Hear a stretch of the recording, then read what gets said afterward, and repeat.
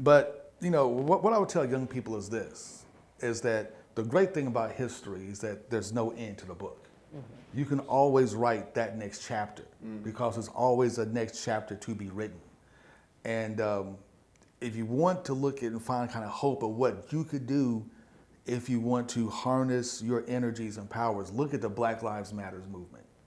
What started in Ferguson, they got no play at all about it. Before Ferguson. Before Ferguson, thank you.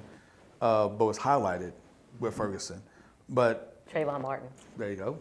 That you didn't get like really a lot of international play, a lot of TV play, or anything of that nature. Look at the strides that has made and how the conversation has completely changed because of the Black Lives Matters movement. And that's with no help from the NAACP, the Urban League, any of the older establishment folks. You could do it because it has been done before. That's right, exactly. And remember, for white folks, that when we talk about institutional and systemic racism, it doesn't just hurt people of color. It hurts white people as well. Like you just said, Joe, it hurts white people as well. So until we can have that honest conversation about how do we change institutions and systems, how do we eliminate racism, then we really won't get very far. So hopefully young people are going to be the ones who have that honest conversation and say, okay, how do we move from dialogue to action?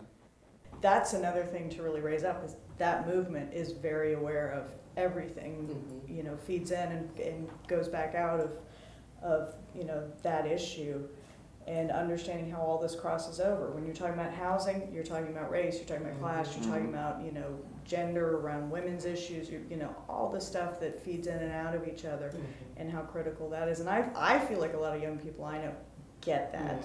More so than I think even I did as a young person, and a lot of other people that might have been active 10, 20 years ago.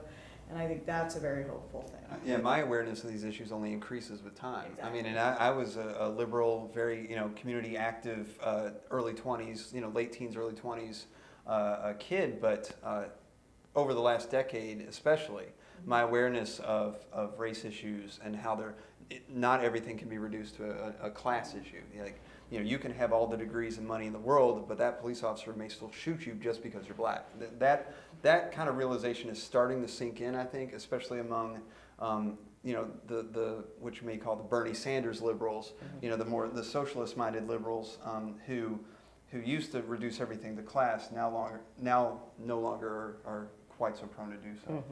Well, I'm glad that you brought up, Dana, the intersectionality with especially the Black Lives Matter movement, because they've been the ones who really lifted up what's happening in the trans community, and especially trans community of color.